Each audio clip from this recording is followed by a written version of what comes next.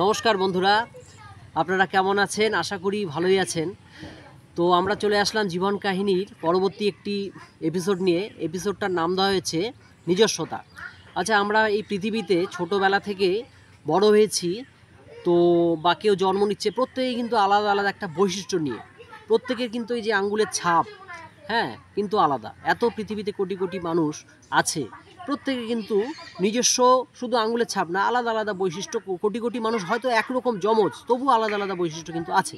এবার মূল বিষয়টা হচ্ছে, আমরা অনেক সময় এমন করি না যে কাউকে নকল করার চেষ্টা করি। ঠিক আছে, কাউকে অনুকরণ করা যায়, কিন্তু তাই বলে হুবাহু সব কিছু নকল করার প্রয়োজন আমি মনে করি দরকার নেই। কারণ ভগবান যাকে যেভাবে তৈরি করেছে সেটাতে সন্তুষ্ট থাকা অবশ্যই দরকার। আমরা অনেক সময় কষ্ট পাই যে বা অনেকে উদাহরণ দেয়, ওর মতো আমি হতে চাচ্ছি, ওর মতো হওয়ার চেষ্টা করা হচ্ছে। ঠিক আছে, চেষ্টা করা যেতে পারে, তাই বলে ওর মতো হওয়া সম্ভব না। কিংবা আরেকটা কথা আমি তুলে ধরতে চাই, আপনার মধ্যে যে ক্ষমতাটা বা শক্তিটা আছে, আপনি যাকে অনুকরণ করতে যাচ্ছেন তার মধ্যেও হয়তো সেই ক্ষমতাটা নেই। ভগবান আমাদের তৈরি করেছে, প্রত্যেকের মধ্যে একটা ট্যালেন্ট বা ক্যালি, সবার মধ্যে প্রতিভা আছে, সেটাকে খালি ফুটিয়ে তুলতে হয়।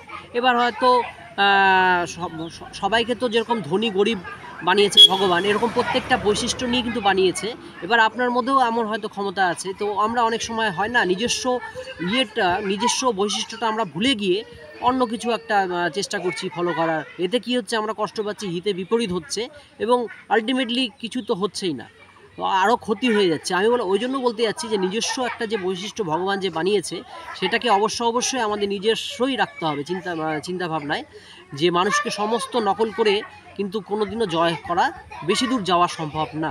ঠিক আছে বন্ধুরা, হ্যাঁ, আপনারা সবাই আমাদের এই জীবন কাহিনী চ্যানেলটি যেভাবে ভালোবেসেছেন, আপনাদের অসংখ্য ভালোবাসা আমরা আরও আশা করি, এবং এই চ্যানেলটির পাশে আপনারা সদা সর্বদা জুড়ে থাকবেন, পাশে থাকবেন। আর আপনারা অবশ্যই ভালো থাকবেন, সুস্থ থাকবেন। নমস্কার বন্ধুরা।